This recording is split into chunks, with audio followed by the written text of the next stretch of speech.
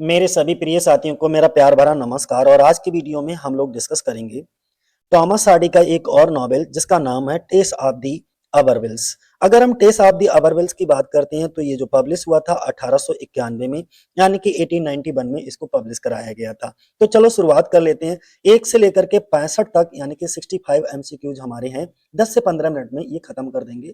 तो चलो शुरुआत कर लेते हैं। सबसे पहला एमसीक्यूज हमारा कौन सा है, दिया गया है Tess of the d'Urbervilles was published in, ये कब पब्लिश हुआ है। तो ये उपन्यास जो है वो पब्लिश हुआ है 1891 में। तो बी ऑप्शन हमारा क्या हो जाएगा, सही हो जाएगा। दूसरा हमारा है the novel is written by, ये नॉवेल जो है टेस ऑफ द अबरविल्स किसके द्वारा लिखा गया है, तो ये टॉमस हार्डी के द्वारा इसको लिखा गया है, सी ऑप्शन।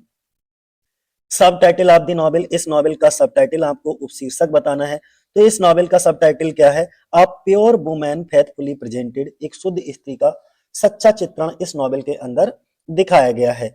अगला नेक्स्ट फोर्थ नंबर का है हमारा, कौन सा है, द नॉवेल चैलेंजेस, उपन्यास जो है वो किस चीज को चुनौती देता है, तो ये चुनौती देता है sexual morality of Victorian England, यानी कि जो विक्टोरियन युग था उसमें जो सेक्सुअल मोरालिटी थी उसकी, यानी कि यौन नैतिकता को ये क्या करता है, चुनौती देता है। सी ऑप्शन हमारा क्या हो जाएगा, सही हो जाएगा।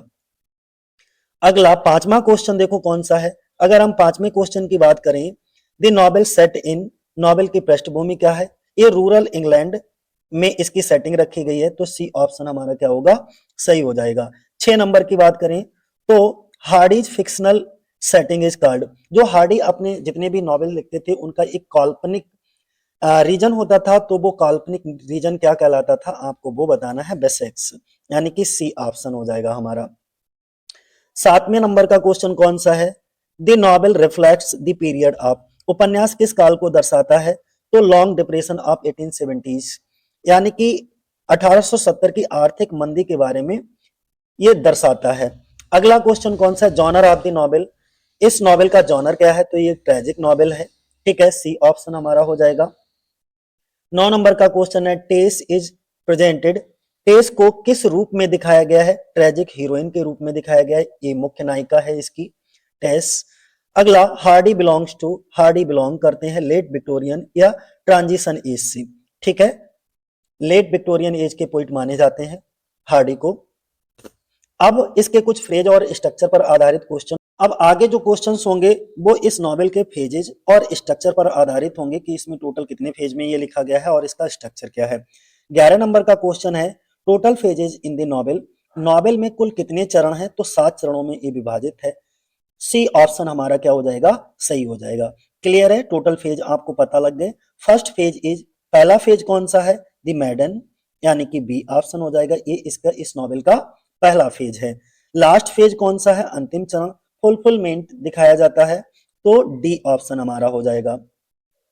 अगला मैडन नो मोर सिग्निफाइज, मैडन नो मोर इसका अर्थ क्या है आपको बताना है, तो लॉस ऑफ इनोसेंस, मासूमियत का पतन दिखाया जाता है, सी ऑप्शन हमारा। मैडन नो मोर इसका अर्थ क्या हो गया, लॉस ऑफ इनोसेंस, ध्यान बनाए रखना। 15 नंबर का, the women plays reflects, the women plays क्या दर्शाता है, इस सफरिंग ऑफ टेस, टेस के कष्ट को दर्शाता है, सी ऑप्शन हो जाएगा हमारा। दी कन्वर्ट रेफर्स टू, यानी कि दी कन्वर्ट किसके लिए प्रयुक्त हुआ है, एलेक के लिए प्रयोग किया गया है, बी ऑप्शन हमारा हो जाएगा।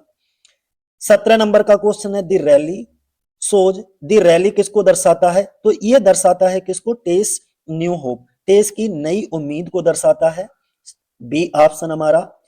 फेजेज रिप्रेजेंट, चरण क्या दर्शाते हैं, तो stages of Tess life, Tess के जीवन की अवस्थाओं को दर्शाया गया है। अगला Hardy's used phases to, Hardy ने चरणों का प्रयोग किया, हाईलाइट ट्रेजेडी, इस ट्रेजेडी को हाईलाइट करने के लिए, बी ऑप्शन हमारा हो जाएगा। Structure of the novel is, इस नॉवेल का स्ट्रक्चर क्या है, तो क्रोनोलॉजिकल, यानी कि सी ऑप्शन हो जाएगा हमारा। अगला कैरेक्टर पर आधारित कुछ क्वेश्चंस होंगे, तो देखो कैरेक्टर पर आधारित कौन कौन से क्वेश्चंस हैं। हीरोइन ऑफ द नॉवेल आपको बताना है, इस नॉवेल की नायिका कौन है, टेस डर्बीफील्ड को दिखाया जाता है, सी, टेस डर्बीफील्ड कौन है, हमारी हीरोइन है इस नॉवेल की, टेस दी अबरविल्स, और इन्हीं के नाम पर इस नॉवेल का भी नाम पड़ा है। अगला अगर हम बात करते हैं टेस बिलोंग टू, टेस किस परिवार से बिलोंग करती है, तो टेस जो है पुअर पीजेंट फैमिली, एक गरीब किसान परिवार से बिलोंग करती है। सी ऑप्शन हो जाएगा हमारा। टेस फादर, टेस के पिता का क्या नाम है, तो टेस के पिता का नाम है जॉन या sir Jack Durbeyfield. B option. Tess की मदर का नाम बता दीजिए, तो क्या है, जॉन डर्बीफील्ड, जॉन डर्बीफील्ड इनकी माता थी। विलेज ऑफ टेस, टेस के गांव का नाम मार्लॉट है, यानी कि बी ऑप्शन हो जाएगा हमारा। अगला, पार्सन का मतलब होता है पादरी। देखो अगला क्वेश्चन 26 नंबर पे, parson who reveals noble lineage, कुलीन वंश बताने वाला पादरी, तो ये कौन होता है, ट्रिंगम होता है, यानी कि बी ऑप्शन हो जाएगा। अगला, सीड्यूसर ऑफ टेस, टेस को सीड्यूस कौन करता है, Alec d'Urberville, B option हो जाएगा हमारा। Angel Clare is, Angel Clare कौन है, तो वो एक आइडियलिस्ट इंटेलेक्चुअल दिखाई जाती है, आदर्शवादी बुद्धिजीवी। सी ऑप्शन हमारा हो जाएगा। 29 नंबर का क्वेश्चन है, Angel Clare represents, Angel Clare इस नॉवेल में किसका प्रतीक है, तो मोरल हाइपोक्रेसी का प्रतीक दिखाया जाता है, नैतिक पाखंड। बी। 30 नंबर का क्वेश्चन है हमारा, टेस चाइल्ड नेम, टेस एक बच्चे को जन्म देती है और उस बच्चे का नाम क्या होता है, तो सारो नाम रखती है वो। सी ऑप्शन हो जाएगा हमारा। अगला, सारो डाइज इन, सारो की मृत्यु होती है बचपन में ही हो जाती है, इन्फेंसी शस्यावस्था में ही उसकी मृत्यु हो जाती है, क्योंकि जन्म के समय पर ही वो बहुत ज्यादा बीमार होता है। अगला क्या है, डेयरी वेयर टेस वर्क, उस डेयरी का नाम बताना है जहां पर टेस जो है वो काम करती है, तो उस डेयरी का नाम होता है टाल बोथेज डेयरी। सी ऑप्शन हो जाएगा हमारा। अगला, टेस सिस्टर, टेस की बहन का क्या नाम होता है, तो लाइजालू नाम होता है, बी ऑप्शन हो जाएगा हमारा। एंजल्स पेरेंट आर, एंजल के माता पिता क्लैर्जी मैन फैमिली, यानी कि पादरी परिवार से बिलोंग करते थे, उसके पिता एक पादरी थे। अगला, एलिक फाइनली बिकम्स, अंत में एलिक बन जाता है, तो अंत में एलिक क्या बन जाता है, एक हाइपोक्रेटिकल कन्वर्ट, यानी कि पाखंडी धर्मातीत कहते हैं। वो बदलता तो नहीं है लेकिन दिखावा करने लगता है, ठीक है, तो सी ऑप्शन हो जाता है हमारा। अब इसकी थीम और आइडियाज पर आधारित कुछ क्वेश्चन, सेल्टन थीम बताना है आपको इस नॉवेल की। जो हमारा नॉवेल टेस दी अबरवेल्स है, जो कि 1891 में आया है, ठीक है, हार्डी का मास्टरपीस है। इसमें आपको इसकी सेंटर थीम बतानी है, तो सेंट्रल थीम है इसकी women versus society, B option. Hardy supports, Hardy किसका समर्थन करते हैं, तो नेचुरल मॉरलिटी का समर्थन करते हैं, B option. Tess is pure because she is morally innocent, नैतिक रूप से वो बिल्कुल इनोसेंट होती है, ठीक है, सी ऑप्शन हमारा हो जाएगा। नोबेल क्रिटिसाइज, नोबेल में आलोचना की गई किस चीज की, डबल स्टैंडर्ड ऑफ सोसाइटी, समाज के दोहरे मापदंड की आलोचना की गई है, सी ऑप्शन हमारा। फेट प्लेज रोल एज, भाग्य किस तरीके की भूमिका निभाता है, क्रूअल फोर्स, ठीक है, सी। अगला क्वेश्चन है, हार्डीज एटीट्यूड टू टेस, टेस के प्रति हार्डी का दृष्टिकोण कैसा होता है, सिंपैथेटिक होता है, सहानुभूतिपूर्ण होता है। नेचर ऑफ द नॉवेल, इस नॉवेल का नेचर कैसा है, तो रिफ्लेक्ट टेस लाइफ, टेस के जीवन को प्रतिबिंब करता है ये, बी ऑप्शन हो जाएगा, रिफ्लेक्ट टेस लाइफ। अगला, टेस सिंबलाइज, टेस किस चीज का प्रतीक है, तो विक्टिमाइज वुमेनहुड। अगला, Angel fails Tess because, Angel असफल होता है क्योंकि रेजिड मोरालिटी के कारण, कठोर नैतिकता के कारण। एलिक रिप्रेजेंट्स, एलिक किस चीज का प्रतीक है, करप्ट मस्कुलिनिटी। अगला, प्लॉट बेस्ड, इसके कुछ क्वेश्चंस देख लीजिएगा। 40 नंबर पे अगर हम बात करें, टेस गोज टू डी अबरविल्स बिकॉज, टेस वहां जाती है क्योंकि पॉवर्टी के कारण, बहुत ज्यादा गरीब होती है इसलिए नौकरी करने के लिए वहां पर जाती है। टेस किल्स एलिक एट, टेस जो है वो एलिक की हत्या करती है, कहा, सैंडबाउंड में, बी ऑप्शन हो जाएगा हमारा। टेस इज अरेस्टेड एट, टेस की गिरफ्तारी होती है, कहा, स्टोनहेंज में, यानी कि सी ऑप्शन हमारा हो जाएगा। एंजल गोज टू, एंजल जाता है, कहां चला जाता है, ब्राजील, यानी कि C option. Tess marriage break due to, विवाह टूटने का कारण क्या होता है टेस के, पास्ट कन्फेशन, वो अतीत को, जितनी अतीत की बातें होती हैं वो सब बता देती है, यानी कि पास्ट में उसके साथ क्या क्या घटना घटित हुई थी उसको कन्फेस कर लेती है और इस कारण उसकी मैरिज जो है वो टूट जाती है। एंजल कन्फेसेस, एंजल स्वीकार करता है।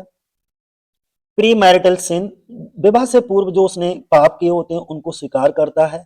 Tess forgives Angel what, Tess Angel को क्षमा कर देती है लेकिन Angel does not forgive Tess, Angel जो होता है वो टेस को। 53 नंबर का क्वेश्चन है हमारा कि टेस फ्लिंट कॉम्ब एस में वर्क करती है तो कैसे, फॉर्म लेबरर, एक कृषि मजदूर के रूप में, बी ऑप्शन हो जाएगा हमारा। Tess yields to Alec because, Tess Alec के आगे झुकती है क्योंकि पॉवर्टी, गरीबी के कारण वो बेचारी मजबूर हो जाती है।